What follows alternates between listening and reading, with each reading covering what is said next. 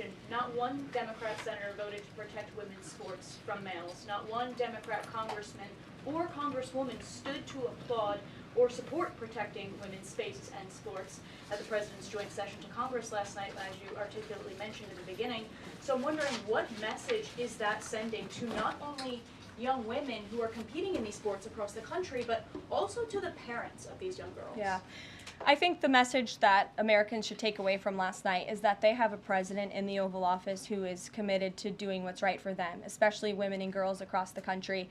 And I think it's very ironic, thank you for bringing up the point about women, that Democrat women were wearing pink to support our fellow females, yet they couldn't stand, again, for a young woman who was almost killed and severely injured by a man on the volleyball court.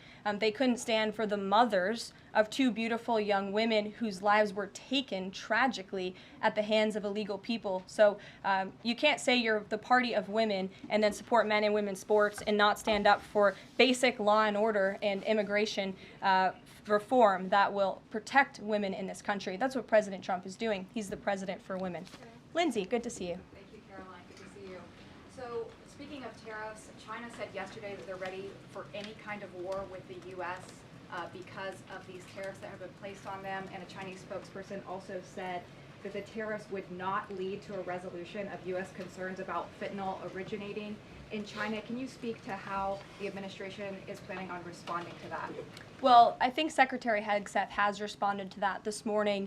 He said that America will always be prepared to defend itself, especially under the leadership of this president in the Oval Office, and that certainly remains true. Again, when it comes to tariffs, the president has been very tough on China, not just now with 20% and more with the reciprocal tariffs that will hit on April 2nd, but look at what he did in his first term. There were billions of dollars worth of tariffs that he implemented on China, and it's quite telling that the previous administration did not rescind those tariffs because they realized the value that they had in not only deterring China, but also raising revenue here in the United States.